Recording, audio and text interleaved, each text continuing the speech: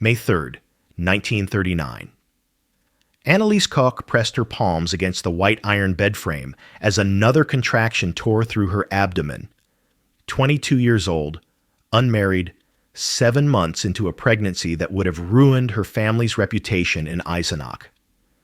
But here, in the Heim-Wienerwald maternity home, nestled in the Austrian countryside 40 kilometers outside Vienna, no one cared that the father of her child was an SS officer she'd met at a party rally 6 months earlier.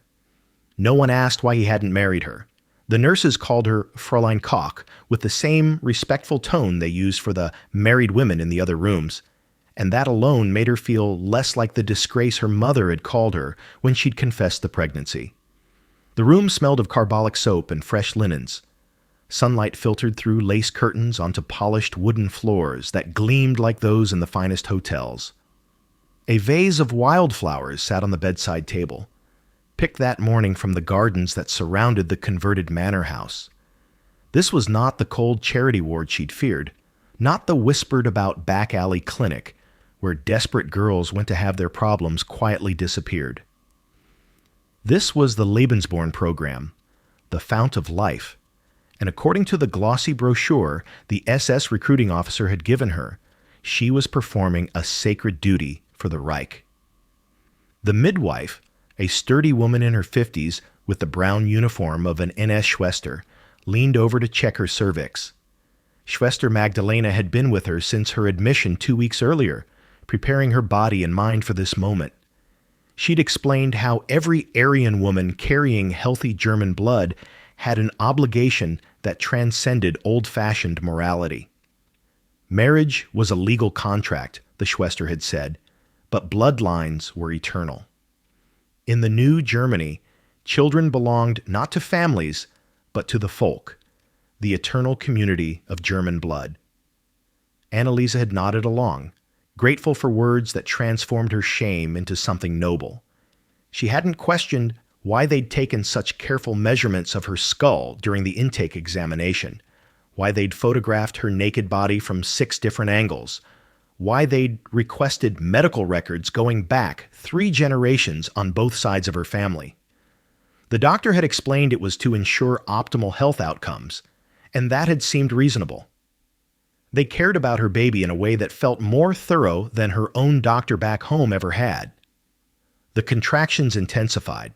Schwester Magdalena called for Dr. Schmidt, the facility's obstetrician, who arrived within minutes wearing the crisp white coat that smelled faintly of surgical spirits. He performed an examination with practiced efficiency, his touch clinical and emotionless, then announced she was fully dilated. Time to push. The next hour blurred into a symphony of pain and exertion, the Schwester's voice counting cadence while Dr. Schmidt monitored progress. When the baby finally emerged, slick and screaming, Anneliese felt a rush of relief so profound she wept. "A boy," Schwester Magdalena announced, her voice warm with approval. "A fine, healthy boy." She wrapped the infant in a soft blanket and placed him briefly on Anneliese's chest.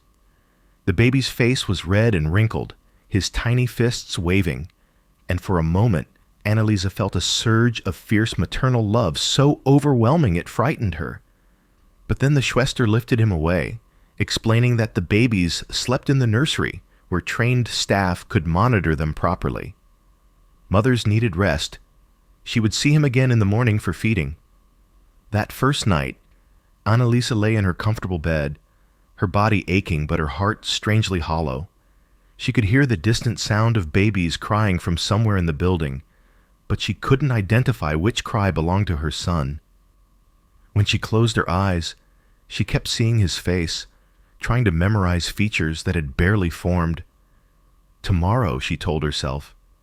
Tomorrow she would hold him again. But something was wrong. When Schwester Magdalena came to check on her the next morning, Anneliese couldn't remember the woman's name. The nurse's face seemed to shift and blur like a reflection in disturbed water. The sunlight streaming through the windows was too bright, painful, and the flowers on her bedside table had begun to smell like rotting meat. She tried to ask about her baby, but the words came out scrambled, her tongue thick and uncooperative. Fear gripped her chest like an iron band. Just rest. The Schwester's voice floated from somewhere far away. You've had a difficult labor. You need to rest. But rest brought no relief. By afternoon, Anneliese was convinced the nurses were poisoning her food. She refused to eat, pushing the tray away with hands that trembled uncontrollably.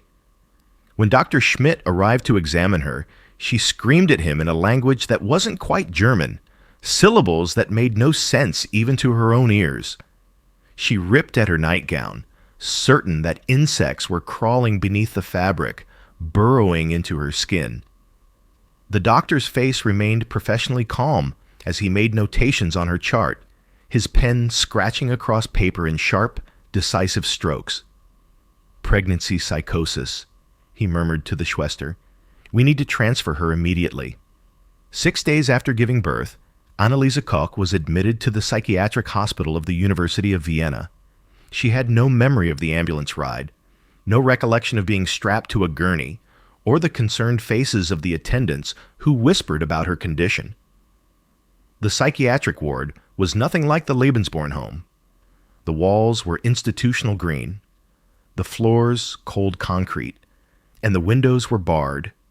Patients in various stages of mental deterioration wandered the corridors or sat motionless in hard wooden chairs, their eyes focused on nothing. The doctors diagnosed her condition as prepartum psychosis, a temporary mental breakdown triggered by the hormonal chaos of childbirth. They assured her parents, when they finally arrived ashen-faced and terrified, that she would recover with time and treatment. Professor Koch, a respected academic from Eisenach, demanded to know about his grandson. Where was the baby? Who was caring for him? The Lebensborn officials were polite but firm. The child was in good hands. The mother needed to focus on recovery. Weeks became months. Anneliese's psychosis gradually lifted like fog burning off a lake, but it was replaced by something darker. Depression settled over her like a heavy blanket, suffocating and total. She couldn't stop thinking about the baby she'd held for less than 5 minutes. Couldn't shake the feeling that something fundamental had been taken from her. When she finally returned to her parents' home in Eisenach, she was a hollow version of herself, moving through days like a ghost. Her father tried to resume normal life, but small-town gossip was relentless. Everyone knew Anneliese Koch had gone away pregnant and returned empty-handed and broken. The neighbors whispered. Former friends crossed the street to avoid her. Even her own mother could barely look at her, the shame and disappointment too heavy to name. Anneliese retreated to her childhood bedroom, spending hours staring at the ceiling, wondering where her son was, what he looked like, whether anyone was singing him to sleep. Then came the second breakdown. It started with insomnia, nights spent wide-eyed and frantic, convinced she could hear her baby crying. She'd wander the house at 3 a.m, checking rooms for a child who wasn't there. Then came the paranoia, the certainty that people were following her, watching her, judging her. Her speech became rapid and disjointed, jumping from topic to topic without coherent connection. She'd laugh inappropriately at tragic news or weep uncontrollably at nothing at all. This time, her father drove her directly to the university hospital in Gießen, where the head of psychiatry, Professor Baining, conducted a thorough evaluation. The diagnosis came like a death sentence: schizophrenia.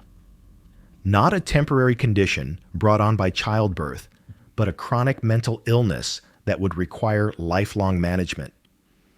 Professor Baining's notes were clinical and precise: auditory hallucinations, delusional thinking, emotional dysregulation, textbook presentation of acute schizophrenic episode, under the provisions of the Law for the Prevention of Offspring with Hereditary Diseases. Professor Baining submitted an application to the Hereditary Health Court in Frankfurt am Main, recommending Anneliese's sterilization. The law had been in effect since 1933, designed to prevent individuals with supposedly hereditary conditions, schizophrenia, epilepsy, severe alcoholism, physical deformities, from reproducing and polluting the gene pool. Professor Koch, despite his academic connections and social standing, found himself summoned to present objections to his daughter's forced sterilization. He argued passionately that Anneliese's condition was situational, not hereditary. There was no history of mental illness in their family. She'd been a bright, healthy girl before the pregnancy, an accomplished student who'd worked as a secretary with no psychological problems.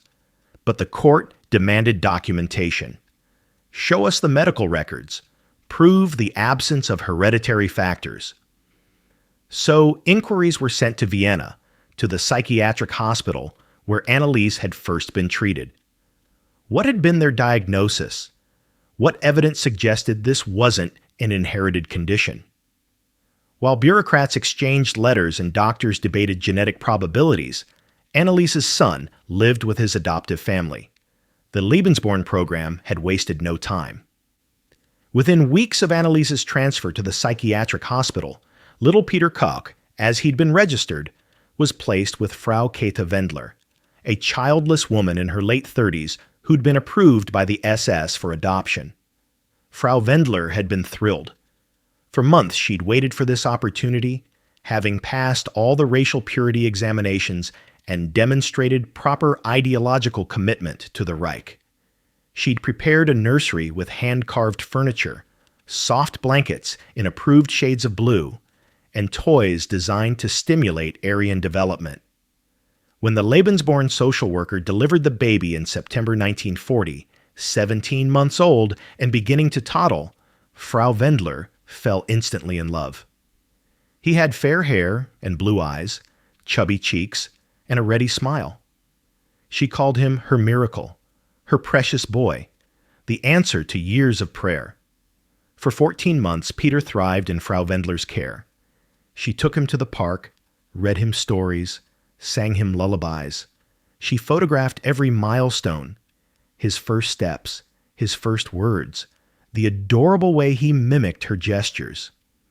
She'd written to Anneliese's mother, Frau Martha Koch, expressing gratitude for the gift of this child and asking tentatively about the birth mother's health. The correspondence was warm, almost sisterly.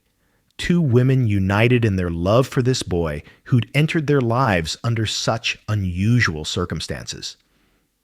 Then came the letter from Lebensborn headquarters, June 13th, 1941. Addressed to SS Oberfuhrer Dr. Gregor Ebner at the Hochland home in Steinhöring, it concerned case number 5391, child Peter Koch. The letter was bureaucratic in tone, clinical in its details, and devastating in its implications. New information had come to light regarding the child's mother, a diagnosis of schizophrenia, application for sterilization, documentation of serious hereditary mental illness. Dr. Ebner, the head of Lebensborn's health department, reviewed the case with the detached precision of a cattle breeder evaluating stock. He'd built his career on genetic mathematics, calculating probabilities and assessing risks. Schizophrenia, according to the latest eugenics research, had a hereditary component of approximately 8 to 9%. Children of schizophrenics develop the condition at rates far exceeding the general population. Additionally, roughly 5% became psychopaths even if they didn't develop full schizophrenia. Unacceptable numbers. He wrote his assessment in red ink across the bottom of the letter, his handwriting sharp and angular. I believe that schizophrenia is established. Of the children of schizophrenics, 8 to 9% develop schizophrenia. In addition, CAUF 5% become psychopaths. Therefore, the child cannot remain in the foster care placement. Those two sentences destroyed a family. Within weeks, SS officials arrived at Frau Wendler's home to remove Peter. She pleaded with them, tears streaming down her face. He was healthy, happy, thriving. He called her Mama. How could his mother's illness, which he might never develop, justify tearing him from the only home he'd known? But the officials were unmoved. The child was property of the SS, subject to their guardianship decisions. Frau Wendler had no legal rights, no recourse. They lifted the screaming, terrified toddler from her arms and carried him to a waiting car. Peter Koch's subsequent fate is unknown. The Lebensborn records, many of which were destroyed in the final chaotic weeks of the war, contain no further mention of him. He was likely placed in an institution or possibly adopted by another family willing to accept a child with documented hereditary risks, though such placements were rare. Some Lebensborn children with similar genetic flaws simply disappeared into the foster care system or worse. The program that had promised to nurture the finest specimens of Aryan blood had no use for potentially defective merchandise. But Peter's story, tragic as it was, represented only one branch of Lebensborn's twisted tree. Because while the program publicly claimed to support unmarried mothers and encourage births among racially pure Germans, its scope expanded dramatically during the war years. What had begun in December 1935 as Reichsfuhrer SS Heinrich Himmler's pet project, a small network of maternity homes for SS wives and unwed mothers, metastasized into something far more sinister. Himmler had created Lebensborn in response to what he viewed as a demographic crisis. Germany's birth rate had been declining for decades, a trend that accelerated during the economic chaos of the Weimar Republic.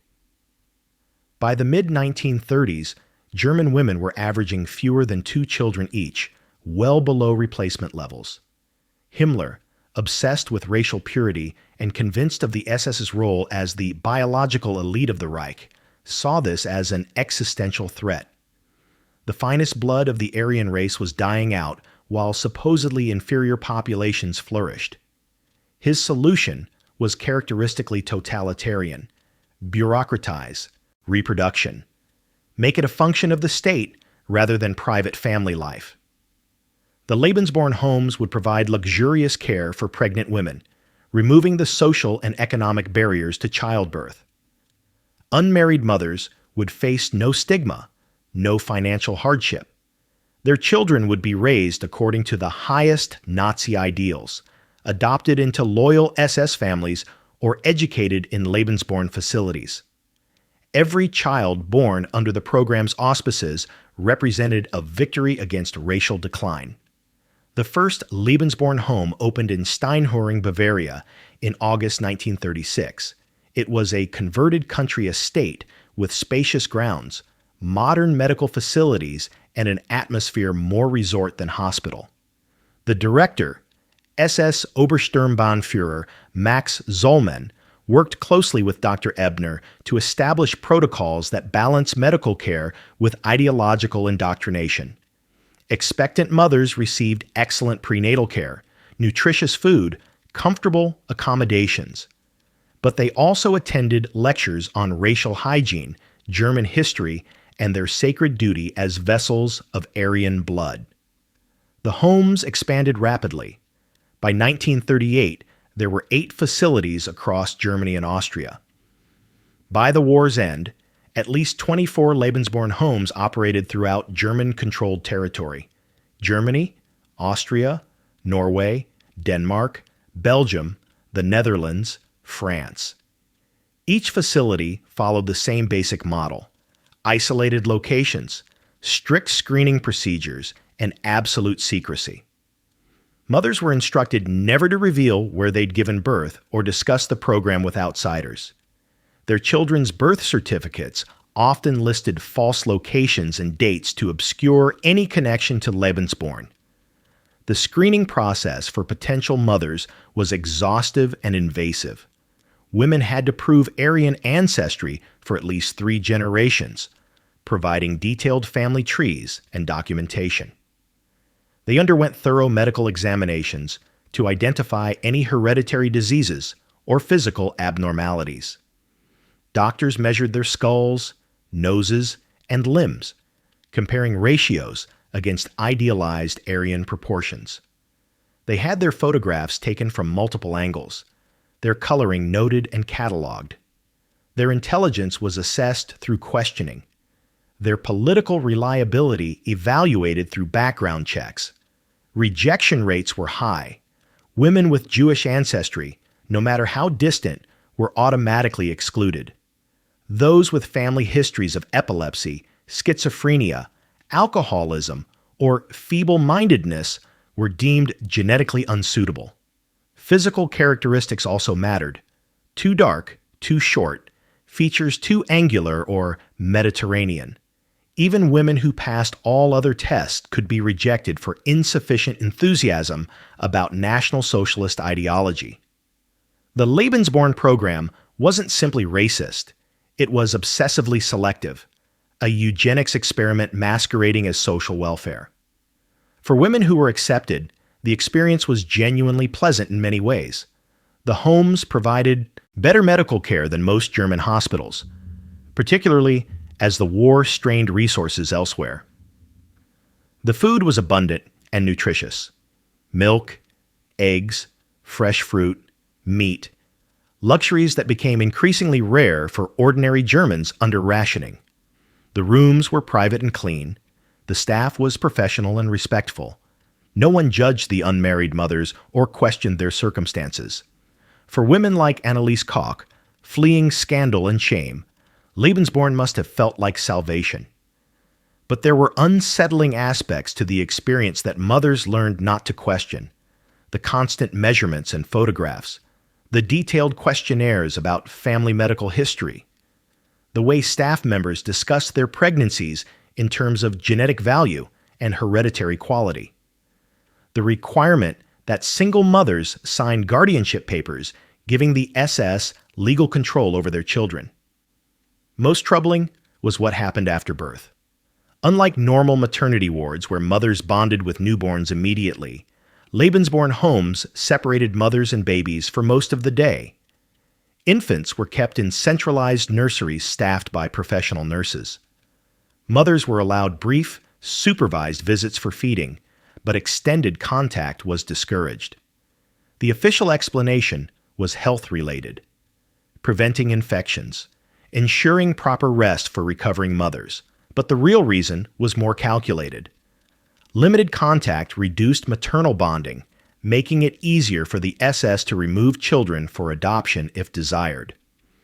For married women whose husbands were SS officers, this wasn't typically an issue.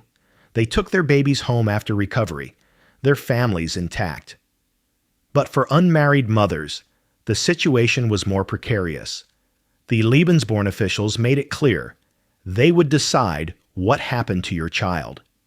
If you had family support and could prove financial stability, you might be allowed to keep the baby. If not, the child would be placed with an approved SS family. The mothers had no legal recourse. They'd signed the papers. Hildegard Trutz, a young German woman who gave birth at Steinhöring in 1944, later described the experience with chilling clarity. They treated us well, yes, but we were not mothers. We were breeders. They were not interested in us as people, only in what we could produce. She'd been 17 years old, impregnated by an SS officer who'd promised to marry her after the war. He never returned from the Eastern Front. The Lebensborn officials kept her baby, placing him with a childless SS couple in Munich. Hildegard was allowed one goodbye visit. She held her son for 15 minutes while a Schwester stood by with a stopwatch. Then he was gone. The psychological trauma of such separations was profound and lifelong. Mothers like Hildegard spent decades haunted by questions. Did my child survive the war? Was he well treated? Does he know I exist?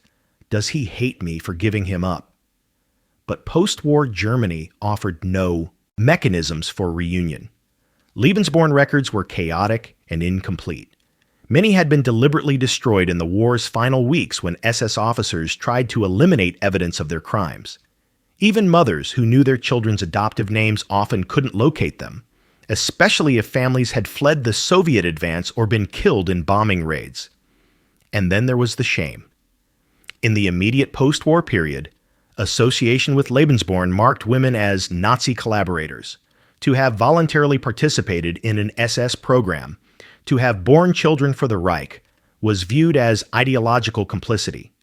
Many Lebensborn mothers hid their pasts, never telling even their subsequent children or spouses about the babies born in those homes.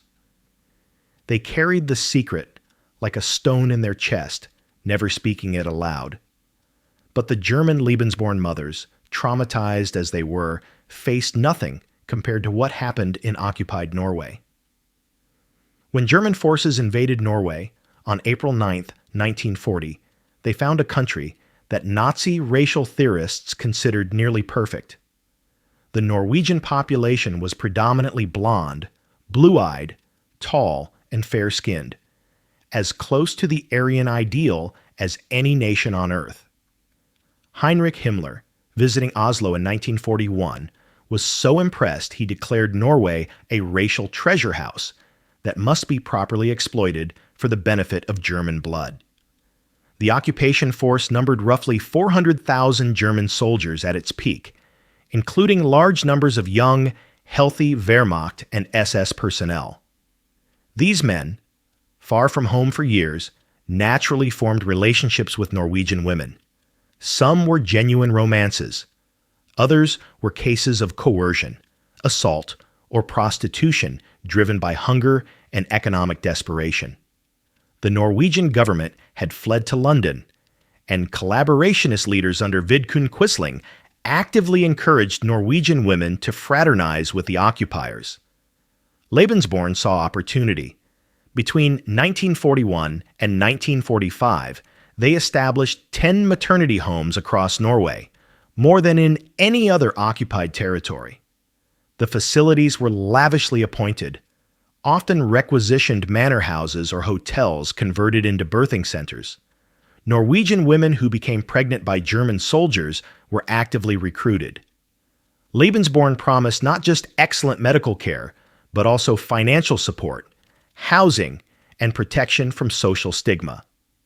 Approximately 8,000 babies were born in Norwegian Lebensborn homes. These children, called Tiskerbarna in Norwegian, literally German children, or more pejoratively, German bastards, faced a post-war fate that can only be described as state-sanctioned persecution. Because while German Lebensborn mothers were simply stigmatized, Norwegian Lebensborn mothers and their children became targets of systematic revenge. When Germany surrendered in May 1945, Norway erupted in an orgy of retribution. Women who'd had relationships with German soldiers were hunted down by mobs. Their heads were shaved in public squares while crowds jeered and spat. They were stripped naked and paraded through streets with swastikas painted on their bodies. Some were beaten, raped, or killed. The police often stood by or actively participated. These women, branded German horrors, represented a humiliation that demanded violent cleansing. The Tiskerbarna suffered even worse. Many were separated from their mothers and placed in institutions, orphanages, psychiatric facilities, or special re-education centers, where they endured systematic abuse. Staff members beat them, starved them, called them Nazi spawn and genetic pollution. Some were used as guinea pigs in medical experiments testing various psychiatric treatments. The Norwegian government, instead of protecting these children, actively facilitated their persecution. Between 1945 and 1947, approximately 350 Norwegian mothers and their German-fathered children were deported to Germany against their will, expelled from their own country as undesirable. These women, many of whom had never even been to Germany, found themselves in a destroyed, occupied nation with no resources and no support. Their children, born in Norway and speaking Norwegian, were suddenly foreigners in a hostile land. Many died from disease, malnutrition, or exposure in the chaotic post-war years. For those who remained in Norway, life meant perpetual second-class status. Tiskerbarna grew up being told they were worthless, contaminated, the spawn of evil. They were denied educational opportunities, refused jobs, rejected for housing. Many developed severe mental health problems, depression, anxiety, substance abuse. Suicide rates were dramatically elevated. Even those who built successful lives carried the stigma like a brand. In a 1998 study of Norwegian Lebensborn children, researchers found that 70% reported experiencing direct discrimination, and 90% struggled with identity issues. Gerd Fleischer, born in a Norwegian Lebensborn home in 1942, later described her childhood. "I was 8 years old when another child first called me German whore and threw stones at me. I didn't understand what it meant. When I asked my mother, she started crying and wouldn't explain. Eventually, I learned that my father had been a German soldier, and that made me evil. I spent my entire childhood trying to prove I wasn't a Nazi, trying to be more Norwegian than everyone else. It never worked. They never let me forget what I was." The Norwegian government maintained its hostile stance for decades. In 1981, a group of Tiskerbarna filed a lawsuit demanding compensation for the abuse they'd suffered as children. The case dragged through courts for years. In 2000, a Norwegian court awarded token compensation, approximately $3,000 per person, to about 150 victims, but rejected the majority of claims. The government's position was essentially that these people were not Norwegian citizens. Responsibility because their fathers had been foreigners. It took until October 17, 2018, 73 years after the war's end, for the Norwegian government to issue an official apology. Prime Minister Erna Solberg stood before Parliament and acknowledged the state's role in persecuting these children and their mothers. "Today, in the name of the government, I apologize," she said. The Norwegian state bears responsibility for the suffering inflicted. But by then, most of the affected generation was dead. The apology came too late for Gerd Fleischer, who died in 2005, still fighting for recognition. Too late for the thousands of others who'd committed suicide or drunk themselves to death trying to drown the trauma. Meanwhile, in Germany and the formerly occupied territories, another category of Lebensborn victims struggled with even more fundamental questions. Who am I? Because the program hadn't stopped at recruiting unmarried mothers. As the war progressed and Germany occupied vast territories in Eastern Europe, Lebensborn became involved in something far darker than reproductive incentives. It became a tool of kidnapping and ethnic cleansing. The policy was called Eindeutschung, Germanization. SS racial experts fanned across occupied Poland, Belarus, Ukraine, Yugoslavia, and Western Russia, searching for children who looked sufficiently Aryan. They measured skulls, assessed hair and eye color, evaluated facial features. Children who met their standards, typically blonde, blue-eyed, fair-skinned, were identified as racially valuable and targeted for abduction.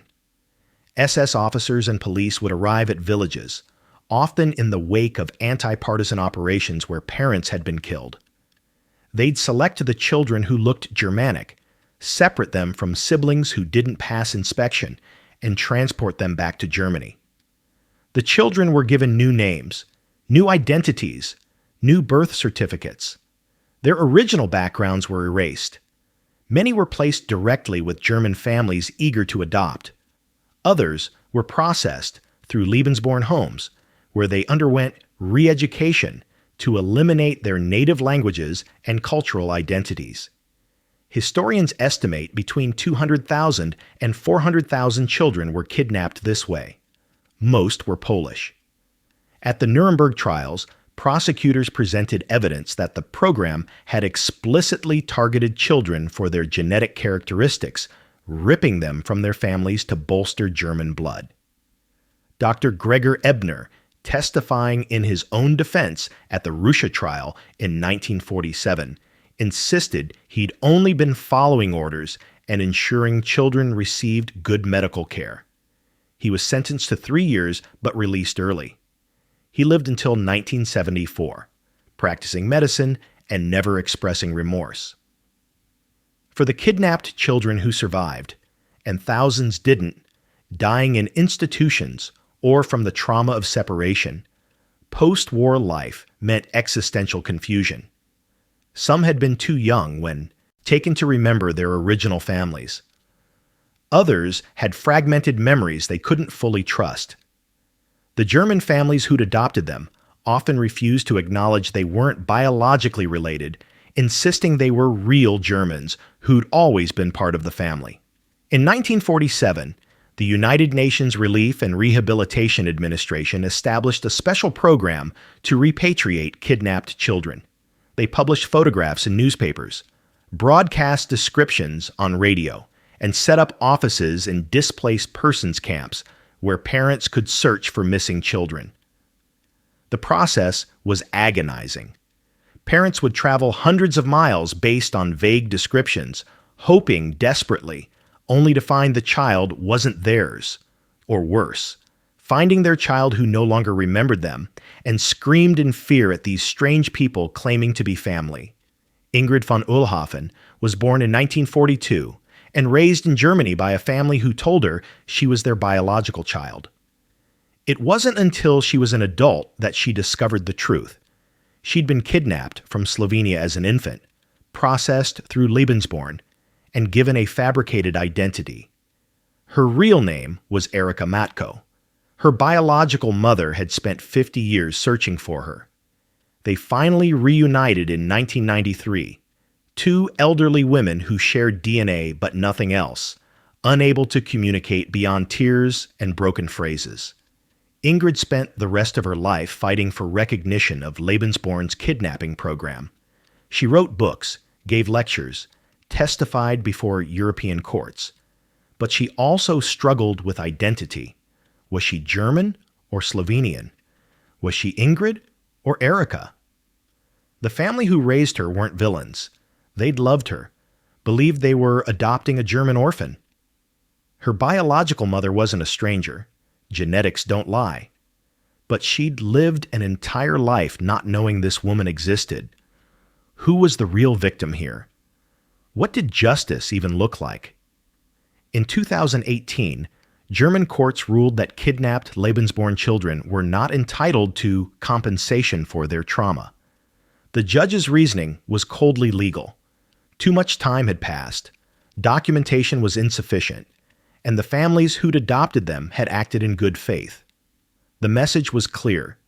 Some wounds were too old to heal, some crimes too diffuse to punish. Move on. But Ingrid couldn't move on. None of them could. Because Lebensborn hadn't just stolen children's identities. It had poisoned the very concept of family. Every relationship was suspect. Every birth certificate might be a lie. And the mothers, the original German mothers like Anneliese Koch, who'd entered the program seeking refuge, found themselves erased from a history that wanted only clear villains and innocent victims. What happened to Anneliese Koch? The records trail disappears after 1941. The sterilization court's decision isn't documented. She may have been forcibly sterilized, a procedure that would have taken less than an hour and eliminated her ability to ever bear another child. She may have fought the case successfully, though that seems unlikely given her psychiatric diagnoses. She may have died young. Life expectancy for schizophrenics in Nazi Germany was dramatically reduced, particularly during the war years when useless eaters were quietly euthanized to free hospital beds for wounded soldiers. Her son Peter's fate is similarly opaque. If he survived the war, he would have turned 83 years old in 2023. He might be alive today, an elderly man who perhaps never learned the truth about his origins. Or he might have been one of the thousands of Lebensborn children who spent their lives searching for birth parents, haunted by the sense that something fundamental about their identity had been stolen.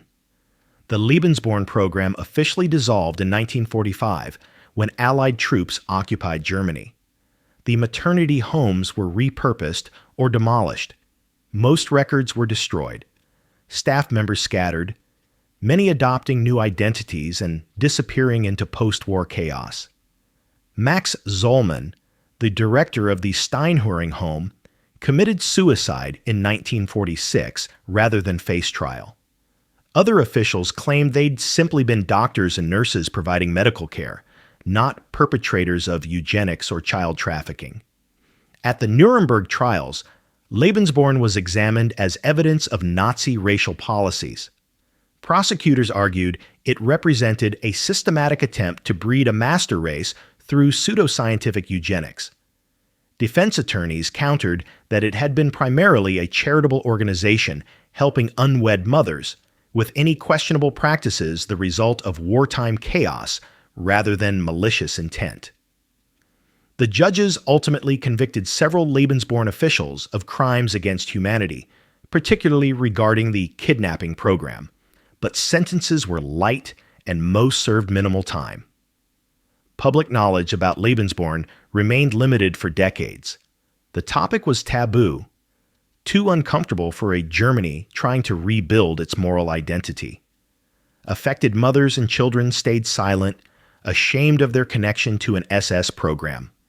It wasn't until the 1990s, as the generation began to die out, that historians and journalists started piecing together the full scope of what had happened. In 2006, 42 Lebensborn children, now in their 60s and 70s, gathered publicly for the first time at a hotel in eastern Germany. For many, it was the first time they'd spoken openly about their origins. They shared stories of lifelong secrecy, of identity crises and rejection, of growing up feeling fundamentally different without understanding why. Gisela Heidenreich, born in a Lebensborn home in 1943, spoke for many when she said, "We were supposed to be the future of Germany.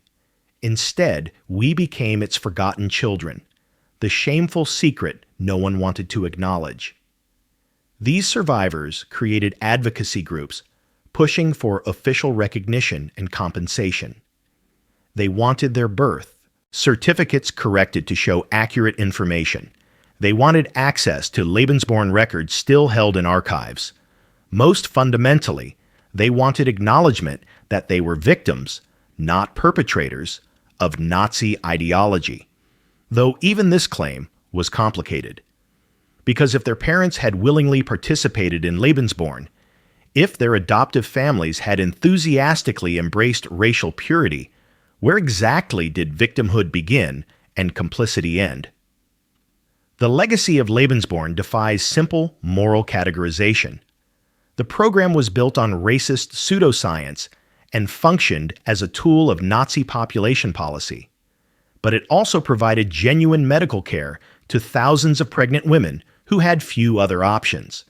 It facilitated the adoption of orphans into loving homes, while simultaneously kidnapping children and erasing their identities. The same institution that nurtured babies also discarded them like defective merchandise when they failed to meet genetic standards. The same doctors who delivered healthy infants also calculated hereditary risk factors with eugenic precision. For the women who entered Lebensborn homes pregnant and unmarried, the program offered an escape from crushing social stigma. In a society where illegitimate pregnancy could mean complete ostracism, even violence, Lebensborn provided sanctuary. But that sanctuary came at a price they often didn't understand they were paying, surrendering their children to an ideological machine that viewed human beings as breeding stock. They traded immediate shame for lifelong trauma, choosing a devil they didn't fully recognize over the one they knew. Anneliese Koch's story represents thousands of others. A young woman who made a mistake, who sought help from what seemed like a benevolent organization, who paid for that choice with her mental health, her child, and her place in society. She was neither hero nor villain, neither purely victim nor complicit participant. She was simply human, trying to survive in a system designed to reduce people to their racial characteristics and reproductive value. And perhaps that's the most unsettling lesson of Lebensborn. How easily ordinary people can be drawn into extraordinary evil when it's packaged as care, as progress, as service to a higher purpose. The nurses who separated mothers and babies believed they were ensuring optimal child development. The doctors who calculated hereditary risks believed they were practicing responsible medicine. The adoptive parents who accepted Lebensborn children believed they were rescuing orphans. Everyone involved could point to specific, limited actions that seemed individually justifiable, even compassionate. But those individual actions comprised a machine of systematic dehumanization, a program that reduced motherhood to genetic output, children to products, families to eugenic equations. And when that machine encountered defects, a mother with schizophrenia, a child with the wrong ancestry, a family with insufficiently pure blood, it discarded them with bureaucratic efficiency. Today, fewer than 100 Lebensborn children remain alive. Most are in their 80s, the last living links to a program their governments have never fully reckoned with. Germany has issued apologies. Norway has compensated some victims. Various archives have opened their records. But fundamental questions remain unanswered. How many children were born in Lebensborn homes? How many were adopted? How many were kidnapped? How many died? The answer, ultimately, is that we'll never know. The incomplete records, the destroyed files, the false identities, and the decades of enforced silence have made precise accounting impossible. We have fragments, anecdotes, estimates. We have the testimony of survivors who were brave enough to speak despite the shame and judgment. We have the cold, bureaucratic language of SS documents, measuring human worth in percentages and ratios. What we don't have, what we can never have, is the voice of someone like Anneliese Koch, telling us in her own words what it felt like to give birth in a Lebensborn home, to lose her mind in the aftermath, to watch her child disappear into a system that promised protection but delivered only pain. We don't have Peter's voice, telling us whether he ever learned the truth about his mother, whether he understood why he was taken from his adoptive family, whether he spent his life wondering where he came from. Their silence, like that of thousands of others, is the program's final victory. Because Lebensborn didn't just manipulate reproduction. It erased stories, truncated histories, and severed the connections between generations. It left behind a legacy of unanswerable questions, broken families, and identities built on lies. And it did all this while claiming to serve the highest ideals: racial purity, genetic health, the future of civilization. In the end, perhaps the most haunting aspect of Lebensborn is how modern it was. Not the atavistic barbarism we associate with Nazi Germany, but rather a thoroughly bureaucratic, medicalized, scientific approach to human breeding, complete with application forms and medical examinations, statistical analysis, and quality control. It was evil wearing a white coat, carrying a clipboard, speaking the language of public health and social welfare. And that's precisely why its victims, mothers, children, and families, struggled for decades to make people understand what had been done to them. Because to the world, it looked like care.